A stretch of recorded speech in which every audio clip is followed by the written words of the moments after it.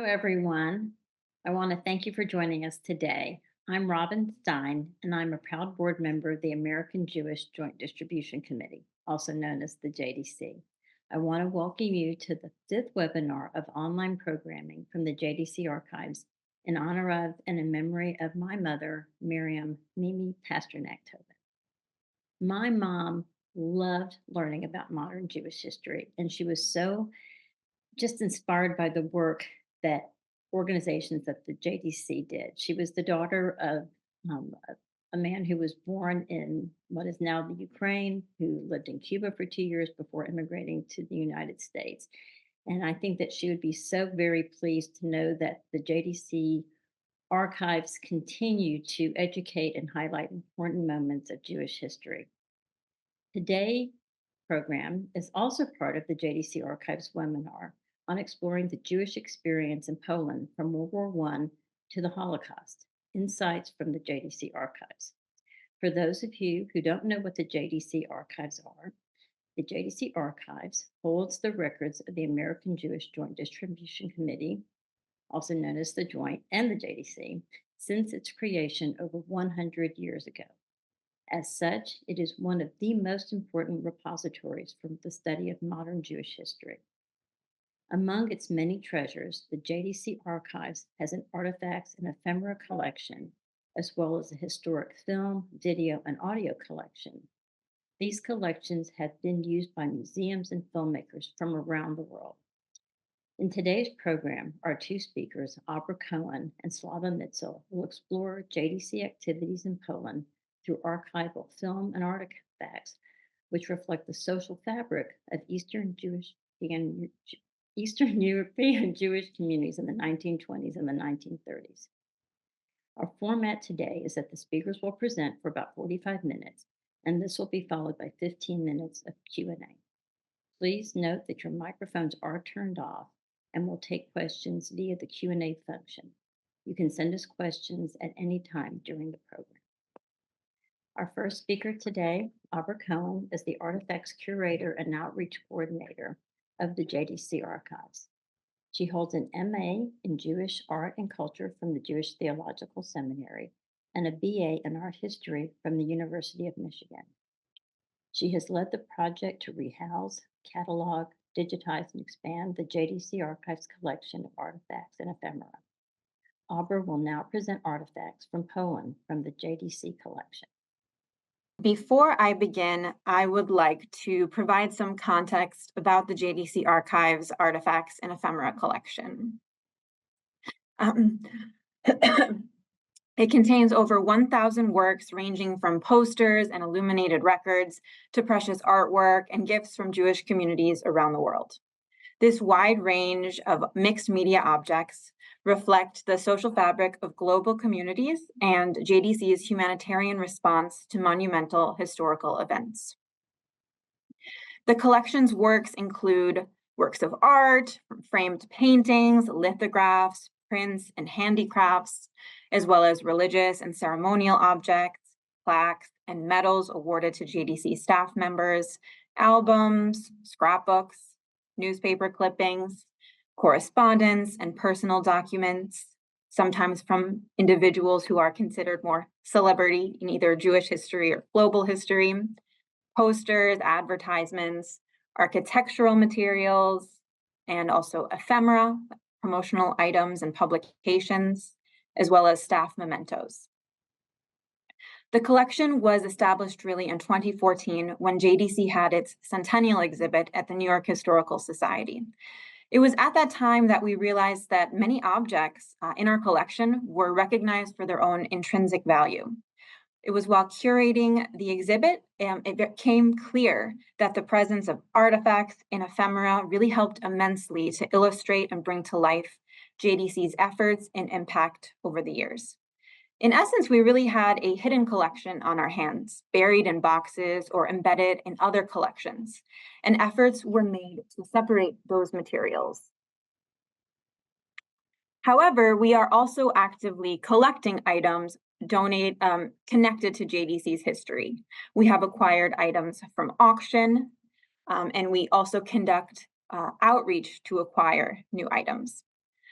And then all of these materials are cataloged, which entails rehousing so that the items are preserved properly in our climate-controlled facility. And as we rehouse, we also photograph and create digital records for each item that go into our online database that has select records open and available to the public, which is accessible from our website. This exposure has helped researchers, curators, and museums worldwide learn about our materials, which has resulted in loans for outside exhibits. Given the visual and dynamic nature of these objects, the collection really helps to enrich and complement the JDC Archive's photo, film, and text holdings. And now we really have a museum-worthy collection. So let's set the scene and delve into some of the items from our collection. Following World War I, peace brought new crises throughout Europe and Russia as hundreds of thousands of Jews fell victim to disease, famine, pogroms, displacements, and new hostilities in the aftermath of the Russian Revolution and the Austro-Hungarian Empire's collapse. When JDC Representative Boris Bogen initially visited Poland in early 1919, he encountered Jews in the direst of circumstances due to the Polish-Soviet War and the constant threat of pogroms. Homeless, starving, in fear for their lives, Jews really needed assistance. And it was on Dr. Bogen's recommendation that JDC mobilized a volunteer cadre of American Jewish professionals who were compelled by a powerful sense of responsibility to their brethren. And in January 1920, JDC's Overseas Unit Number 1 left to join Bogen in Warsaw in order to conduct a massive relief effort across Eastern Europe. And these efforts continued and were expanded during the interwar years. As a representative of JDC, Boris Bogen was sent to Poland to assess and help with this identification document stating, "This is to certify that Mr. Boris D. Bogen is a representative of the American Joint Distribution Committee and is permitted to travel in the war zone to render relief to the poor population. All military and civil authorities are requested to aid and assist Mr. Boris D. Bogen in the performance of his duties." Written in Polish and English, the ID features a photograph of Bogen dressed in uniform in the upper left-hand corner. The stamp is issued by JDC's Poland branch in Warsaw and really imbues the document with a level of authority for the region, attesting to this official position. This simple document afforded Bogen access to serve Jews in need. And it was during his work there when he was surveying the situation that his reporting really enabled further assistance to follow, with urgently needed sanitary, medical, and childcare programs initiated throughout the region. Historically, JDC staff have been present on the ground in war-torn regions to assist vulnerable populations. And amid this kind of atmosphere of unrest, these papers attesting to their identities and professional affiliations act as protective talismans in a way, allowing them to maneuver between combative countries, changing laws and regimes, and crossing borders and checkpoints in pursuit of JDC operations. This almost passive neutrality ensures that the work of JDC can continue in challenging times. However, it is important to note that papers were not always enough protection. Sadly, it was during the same mission that Bogen's colleagues Israel Friedlander, JDC Commissioner to the Ukraine, and Rabbi Bernard Cantor, a volunteer in JDC's Unit Number 1 in Poland, were mistaken for Polish officers and killed by Bolshevik soldiers in July 1920. The impact of Bogen's efforts can be seen in a thank you letter from Jacopo, addressed to him and his fellow colleagues, Mr. Jacob Bilikov and Dr. Isidor Hirschfeld. Launched in Russia in 1914, Jacopo established local branches throughout Eastern Europe to aid Jewish victims of pogroms and World War I.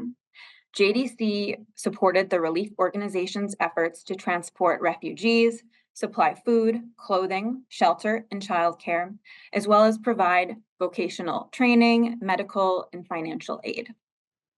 Speaking on behalf of the aid recipients, the letter, written in Yiddish orthography, recounts that JDC funds and relief work guarded thousands of children from despair, brought life to thousands of orphans, elderly and widows, brought home thousands of homeless, supported Jewish artisans, workers, and colonists, and brought consolation, hope, and encouragement to the whole Jewish community. 83 delegates from 74 cities and towns came together to express these words for the aid provided by their American brothers. The towns are actually listed alphabetically on the right, with each letter of the Hebrew alphabet capitalized in a stylized manner. The resulting effect resembles an acrostic, emphasizing the sweeping territory affected by the aid. Additional beautiful elements trim the document, which was hand-drawn by Ben-Zion Zuckerman. His signature can be glimpsed in the lower center. Flanking the text, a garland frame of colorful flowers and vines winds its way from the geometric pot, while below, an etched rectangular frieze of refugees is featured. The frieze is executed with such precision that you can see the anger and sadness on the faces of the refugees as they turn their backs on their destroyed homes.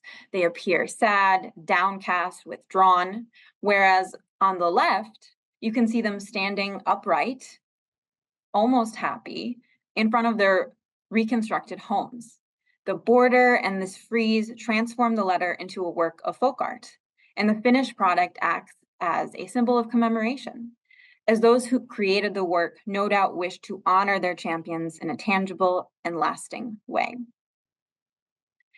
Childcare was a joint focus during this period. Pogroms and disease had decimated the Jewish population and had left children especially unprotected and vulnerable. For example, in the region of Volhynia, beginning in 1919, JDC made a comprehensive attempt to assist Jewish orphans. Children were registered and the results tabulated accordingly. JDC maintained children's homes, provided food. You can see a list of rations here. They provided clothing and shoes to orphans and administered medical aid and education, even facilitating adoptions. These crafts we have here were made by Polish Jewish orphans in JDC-supported orphanages in Kishmieniec, Poland, in the region of Volhynia, which is now Kremenets, Ukraine, in the 1920s.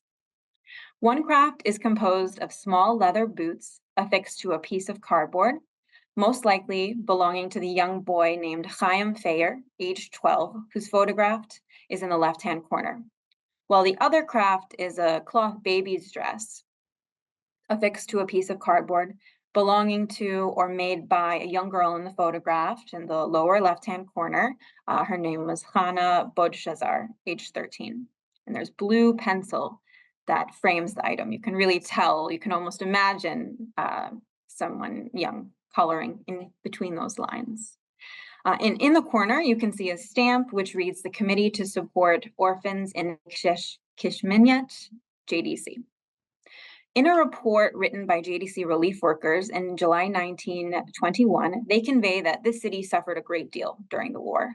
The town's industry had mainly been woodworking, furniture making, but the business was now at a standstill, and professional aspirations were uncertain. However, the community was making its own efforts to raise funds, and they had a day nursery as well as a hospital and Talmud Torah and an orphanage.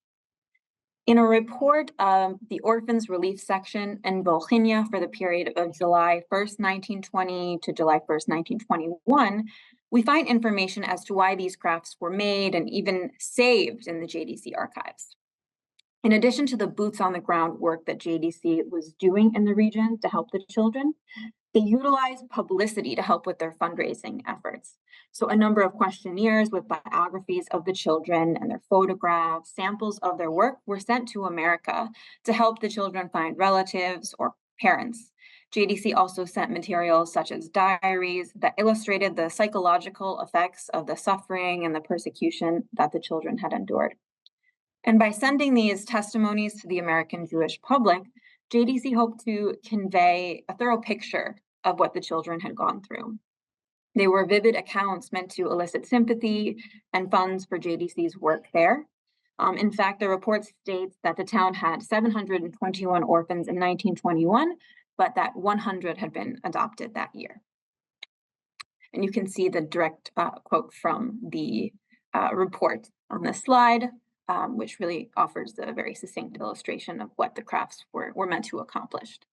And these crafts they're tangible proof of the systematic efforts JDC made to provide for the orphans of the region. They remind us that the faces peering out from the pages were individual lives capable of creating and doing, just one link in this chain of Jewish history. And as well as offering an in-depth view of life for the Jewish orphans in the interwar period, the crafts complement another artifact that we have in the JDC archives. This album was originally sent from an unnamed orphanage in Brest-Litovsk, Poland, presently that's Brest, Belarus, to Mrs. Anna and Mr. Samuel Marcus in Brooklyn, New York in 1929. Its accompanying certificate acknowledges their financial support to the orphanage, with the album delivered to them as a token of gratitude.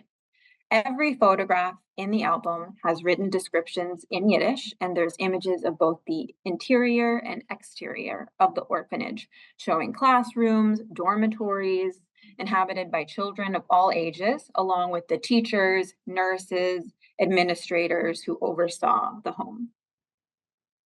Philanthropic support from the Marcuses and countless other American Jews allowed JDC to have an active presence in post-World War I Poland. As I mentioned earlier, even after the destruction and the dislocation of World War I came to an end, the situation for Jews in the region remained bleak. And in addition to that, continued warfare, pogroms, famine, and disease was widespread. Economy was in ruins, and there were several 100,000 children orphaned.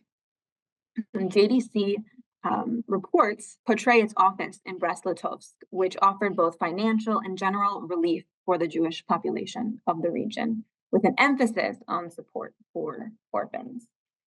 In fact, a JDC report also from 1921 states that in the city of Brest-Litovsk, the orphanage should be enlarged to accommodate at least 300 additional children.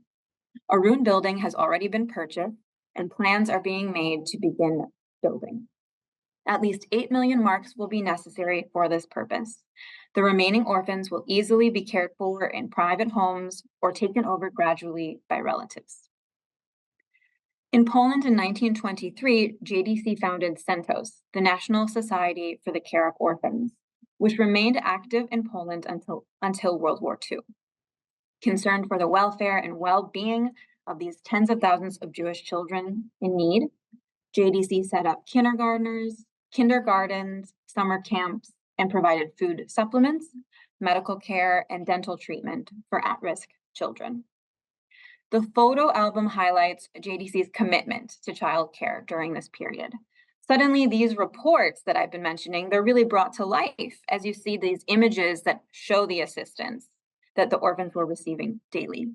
The exterior of the facility is polished while the interior is clean and well-equipped. The staff are dressed stylishly in the mode of the era, and the children appear relatively happy and well-nourished. Even more so, the album illustrates heartfelt thanks for the assistance. The personal inscriptions addressed to the Marcuses on both the cover and the cover page of the album indicate that the album was made especially for them.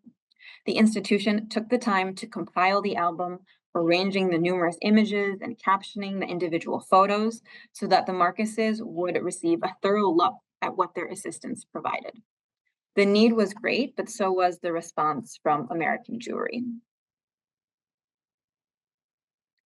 JDC's efforts also extended into the realm of healthcare. The first JDC medical unit of 18 physicians, sanitation personnel, arrived in Poland in January 1921. The team consisted of 13 physicians, 2 public health workers, 1 dentist, 1 pharmacist, and 1 secretary. Working with Polish Jewish medical aid organizations, they helped to revive, transform, and finance almost 500 medical and sanitation institutions, including public baths, dispensaries, hospitals, sanitaria, X-ray stations, nurses training schools, milk centers, and well baby stations. And part of this team included a Dr. Rudolf Cohen. He's seated on the far left. In Poland, he was stationed at the Jewish hospital in Lvov. And this metal engraved tribute plaque was presented to him for his work as director of JDC's medical department from local doctors of Lvov for his work in the region. The inscription reads, "In remembrance to our beloved director of the medical department and administrator, Dr. Rudolph Cohen, the grateful co-workers of the American Joint Distribution Committee." The medical unit's general directives at this time were to care for the sick, especially children and disabled due to the war deprivations, and to carry out a campaign of public health and sanitation among the Jews in Poland. From Warsaw, they fanned out to survey conditions and reported back with their investigations. What they found is that children were suffering from phthisis, trachoma, tuberculosis, anemia, and malnutrition, even typhus and cholera. And buildings like orphanages, homes of the aged, and schools were uninhabitable. Jewish hospitals were lacking equipment, and military forces had even removed things like plumbing during the war. And doctors were hard to come by, and the health agencies that were operating were rare and they needed funding. At a conference in April 1921, attended by the unit, it was decided that all activities undertaken needed to be able to continue by the local population after the unit had ceased to operate. So the Lemberg Plan was undertaken to provide for dividing the region into districts with a medical commissioner assigned to each district. And they had instructions to engage with their local communities, specifically those who were interested or experienced in health and sanitary measures. And this plan really emphasized the role of the local Jewish population in bearing major responsibility for the healthcare work. And the unit was able to reorganize, recreate, and finance hundreds of institutions, which were later turned over to TOJ, the Society for Safeguarding Health, which was initiated by JDC in 1921. And it went on to support the establishment of Jewish hospitals, nurses training schools, Bavis X-ray institutions, bathhouses, and childcare institutions, as well as helping with food distribution throughout the country in cooperation with local Jewish institutions. Some successes included really the nurses training school, which had a comprehensive curriculum, and the development of these training schools readied medical professionals to assist in the opening of Jewish healthcare facilities. Additionally, specialists were hired and modern equipment was utilized to treat trachoma and phthisis. The X-ray machine had successfully been used in France, and this model was adapted here to treat the disease. The unit remained in Poland until 1923, but work continued there after their withdrawal, absorbed by local organizations like TOJ and OZE. The grandiose nature of this plaque signifies Cohen's enormous role in these relief efforts. He was not just a doctor treating patients, he was also tasked with reconstruction and the logistics required for organization in the region, such as obtaining equipment even. And it was under his direction that he was working to change habits surrounding sanitation and the treatment of disease. No doubt this was a difficult task, especially when religion was involved. For instance, ensuring that ritual bathhouses, mikvahs, were built sanitarily, yet still maintained religious requirements was definitely a feat. And this is not some plaque to be put up in an office and forgotten.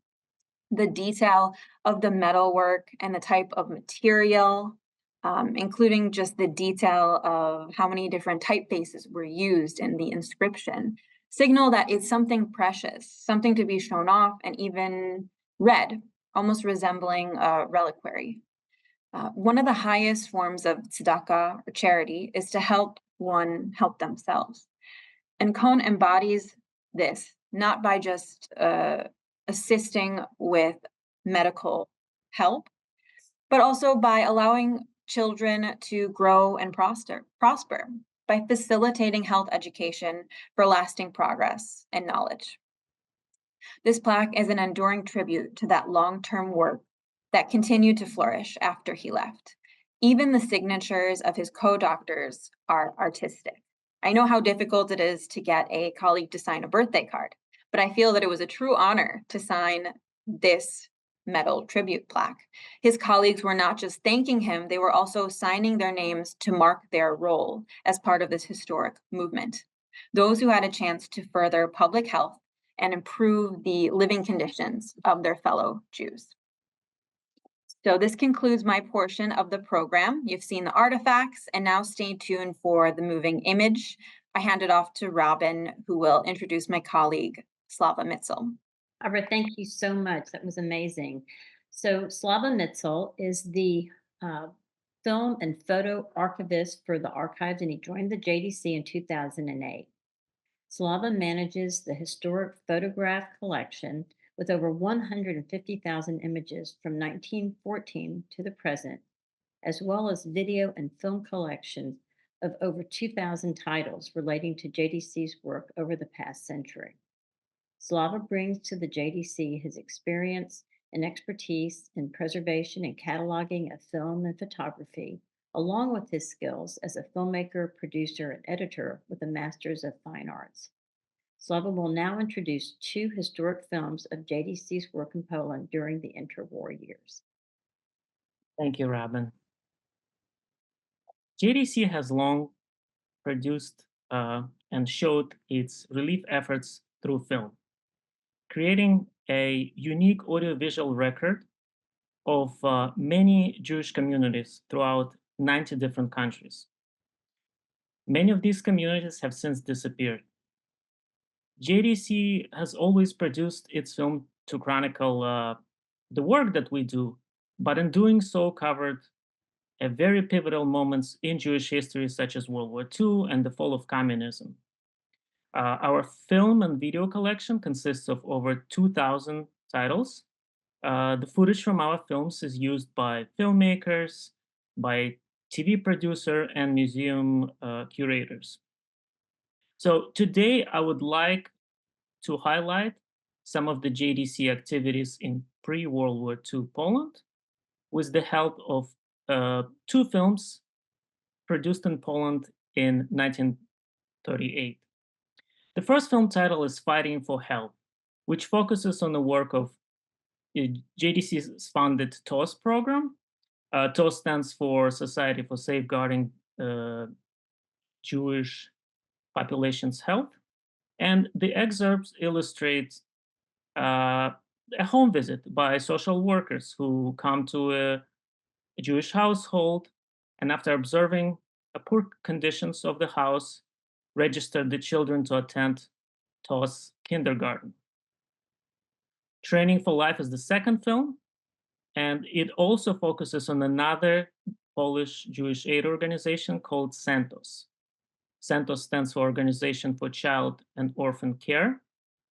And the excerpt showcases a variety of different CENTOS programs, ranging from summer camps to farming. But before I screen these films, I think it's important to talk about a very telling story of the efforts by JDC to bring these Polish films and commercially screen them in the US. These efforts did not come to fruition. And as we look at the timeline of these efforts, it will be easier to understand our work in the shadows of historic events that are greater than us. So both films were produced in Poland by JDC-supported TOS organization in 1938. In March of 1939, director of TOS sends a letter to JDC's European vice chairman, offering these films for promotion and distribution. Approximately in the early summer of 1939, the films arrived in New York. And around the same time, JDC representatives meet with Mr. Ullman, a notable film Yiddish producer and director and the head of Carmel Films Company. Both parties discuss a possibility of screening these two Polish films together with the recently produced Yiddish drama called A Light Ahead in 110 movie theaters for Yiddish-speaking audiences. And to put things in perspective, Yiddish-speaking audiences and Yiddish market in general was still very significant in the US. For instance, the Forward Jewish newspaper was still the largest daily newspaper in any metropolitan area. So from August 11th to August 28th, 1939, JDC executives have a series of meetings and discussions about these films on a variety of topics, ranging from sensibilities of the Polish government to compatibility of these films being played together with the Yiddish drama A Light Ahead. On August 29th, 1939, that's 2 days prior to the German invasion of Poland, JDC's public information director reaches out to Carmel Films just to inform them that the agreement to screen these films is being finalized. The last documentation on the matter of distributing this film that we find in our collection is on September 7th, when Alexander Cohen, who was JDC's vice chairman, expresses his opinion that we should go through with re-editing and screening those films and recreating the timeline of this correspondence is very important because it shows us that perception of the American Jewry was still far away from understanding the scale of this catastrophe. It was more than a week after the German invasion of Poland that we still have a correspondence about the films without any mentioning of the war. Now I'm going to screen both films. The films are in Yiddish with partial English subtitles. So in places where you don't see any English subtitles, it will still be easy to follow the story.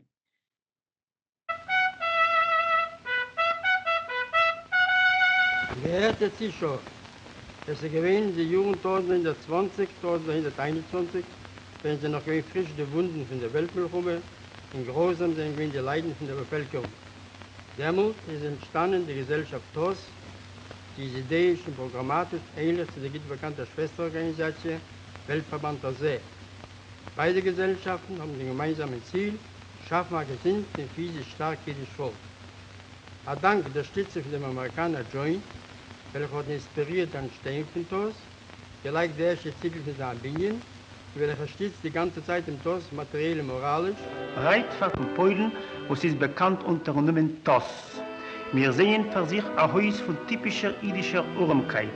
Herzu eilt das sanitare Patrouille von TOS, wo es besteht von 2 qualifizierten Krankenschwestern.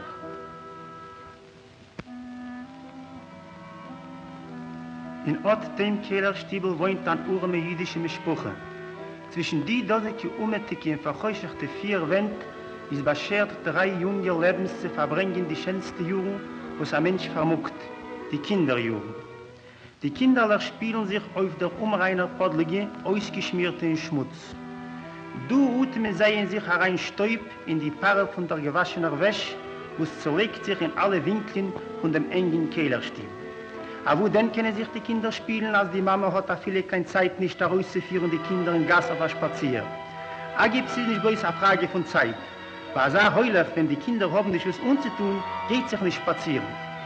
Nur schnell schließen die kleinen Chevre Bekanntschaft mit den guten Toschschelüchen. Die Bilder, was die Krankenschwester verteilt, nehmen sehr aus.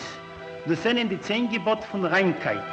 Aber was wollen die Kinder aufwachsen auf gesunde Menschen, wo sollen sein müssen, auszukämpfen sich eine lichtigere Zukunft? Die arme Mutter schämt sich in Entfert mit der halben Mäul auf die gestellten Fragen.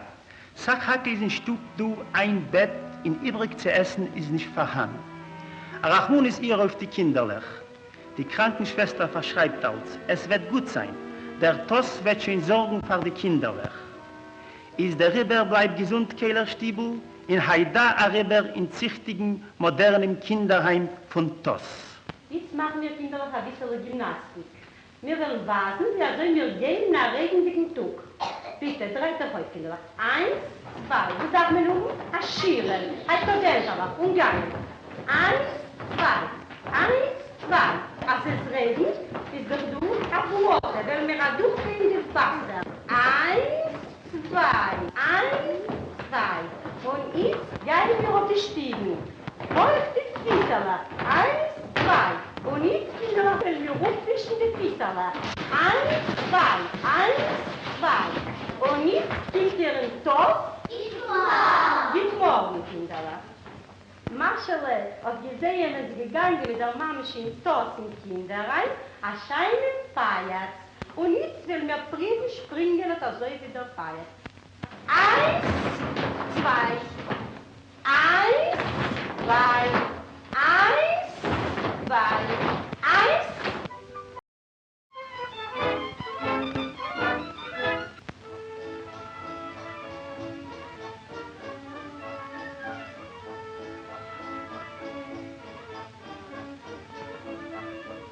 Und als das Kind wächst unter, häupt sich unbewegen und begehrt zu spielen sich, wird dann hereingeführt in ein Kinderheim. Von den Kindergärtner, halbe Kolonies und Jordangärtner von Centos genießen von Lebensfreiheit, Verweilungen und Spielereien zähnlicher, tausender Kinder.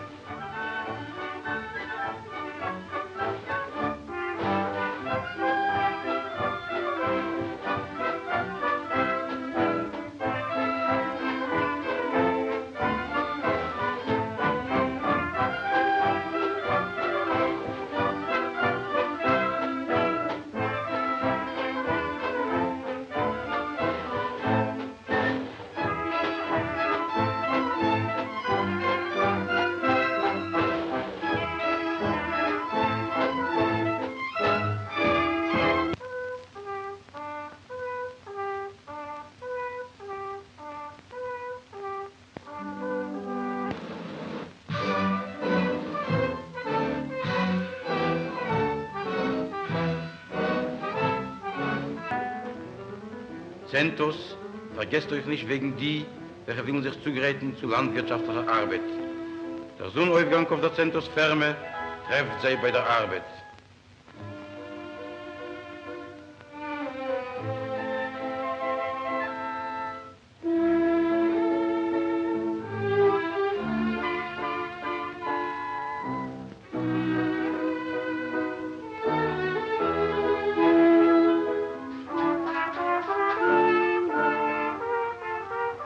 Arbeitstag auf der Ferme endigt sich mit der Sicherheit von dem ergreiften Inhalt im Leben.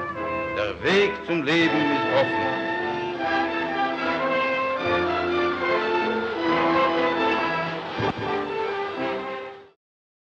Wow, that's fascinating, really. Thank you so much, Slava and Abra. This is truly amazing to watch and to learn about.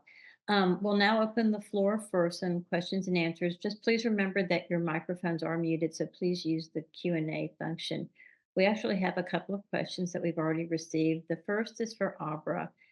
Someone asked, how do you uncover the backstory of the artifacts? Yeah, so the first thing when looking at an artifact is you try to determine the who, what, where, when, why. So if I can note either the time period or the location, the first place I always go is the JDC Archives database. I look in the text collection and the photo collection, sometimes even film, to kind of ascertain what was JDC doing in this region at this time. Why would this particular item make its way into our collection? I also look at JDC publications like our annual reports, which offer a comprehensive view about what JDC was doing year by year. We have digests as well, and depending on the year, I can ask a JDC staff who might have been working at that time, of course, from items that are more contemporary. I also look outside of the JDC archives. I look at auction houses' catalogs to see if these particular items might have passed through other auction houses, what contextual information they might have. I look at museum holdings, their collections, to see if there's anything comparable, and also academic articles and books. If this is something that was donated to us by a JDC aid recipient, I can also look in the names index to see, do we have a record of this individual and when JDC helped them. So those are just some of the ways we do the contextual research. So interesting. Slava, we have a couple of questions regarding film. One person has asked, how do you preserve the films? So the preservation process is very interesting. For many years, we just stored our films in our climate control facilities, but in 2016, we started a process of digitization. We are not only digitizing, transferring the film from the film itself to digital world, but we're also making copies for many of our films so they can live in the film format as well. After the preservation process is done, many of the films are cataloged and also available for filmmakers. So, and the process is still going, and we have a few steps to go before most of the collection is digitized. Thank you. Also, so someone has wanting to know about the challenges of just managing a collection this vast and how some of your processes in doing this work. I can quickly take that one. For film, especially for film, it is the time that the film lives that is limited. So we need to be able to determine which films are need attention right away and which films can wait. So that is a challenging part, to understand what will survive to be digitized later and what needs attention right now. Abra, do you have a short response to how you manage the vastness of your collections too, and the process that you go through? Well, yeah, there's definitely, challenges when you think about, the amount of items, at least when I began, and, the need to chip away and not just the contextual research, but also rehousing, because we have items that are made of vast, diverse materials, from wood to paper. And so it's always a very great concern to make sure that we have the proper materials and that we've done our due diligence in understanding what is this item made out of and how can we make sure that it's properly preserved. And, there are a lot of unknowns sometimes. We might have something that just doesn't have any indications of how it made its way into our collection. And it's definitely some detective work that happens. But it's also very exciting and interesting in that way. Two people have some familial connections. One person said that their grandfather, Zygmunt List, was the administrator of the JDC in Slava in 1922. Are there any pictures or movies of him? And another person wants to know that her father worked with the Joint in Germany from 1945 to 1947. How would they go about locating copies or researching their own family involvement with the Joint?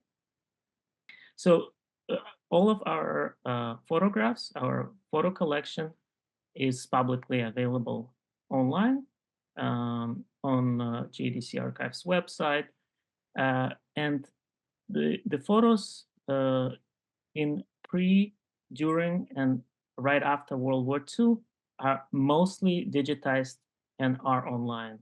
So you can do it from home easily. Look for those photographs. Same goes for names index, where you can look for last and first name of your relative to see whether we have any records in our collection. I think another way, I'm not sure if Slava touched on this but on our website, and we'll put the link in the chat, archives.jdc.org. There's a section where you can send research requests to, connect directly with an archivist, and they can give you direction on how to search the database, or if you're looking for a particular photo. And that's a more personal way if you have questions pertaining to your family or a certain region or town. So that's really the best way to get information about that. Aubrey, can you talk a little bit about how the JDC collaborates with other organizations to acquire artifacts in Slava, and how you collaborate with other organizations to acquire and learn about other films that are available?